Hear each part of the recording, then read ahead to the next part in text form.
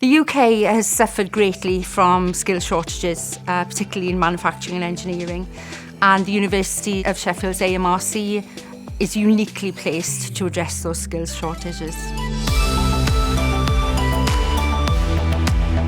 The AMRC Training Centre opened its doors in 2014, and since then we've trained over 1,800 apprentices, worked with 330 employers and trained many from industry who want to upskill.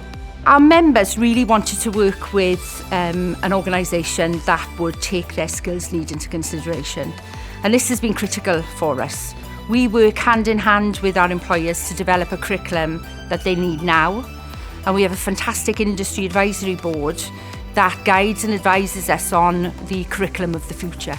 We've delivered manufacturing engineering apprenticeships from level 3 to level 7 for the last 8 years. So the things we'll be concentrating on in terms of career development in the future is automation and controls, nuclear, net zero and energy. And that's really exciting. That's been driven by our employer partners.